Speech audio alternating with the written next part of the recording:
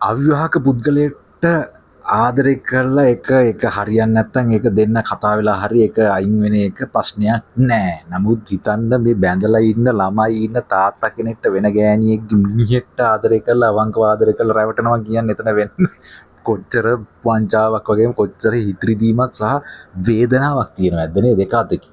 හරිද? මොකද දන්නේ නෑනේ මේක අපි බැඳලාද මුර ළමයි ඉන්නවද?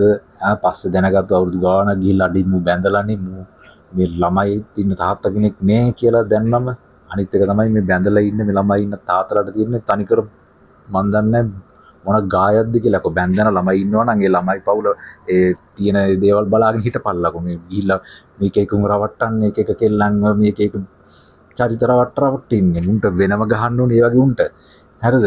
ඉතින් ඒකයි කියන්නේ කල්පනාවෙන් වෙන්න ඕනේ මේ වගේ දේවල් වෙනවා. ප්‍රශ්නේ තමන් වෙන තාකල් පිළිතුර දාර්ශනිකයි කියලා කියනවනේ. ඒ නිසා කල්පනාවෙන් බැඳලා නැති අවිවාහක කෙනෙක් එක්ක ලව් කරලා ඒක කියන්නේ නවතිනවට වඩා පට්ට උල්බන් බැඳලා ළමයි ඉන්න මිනිස්සෙක් ලව් කරලා අයින් වෙන්න උනකොට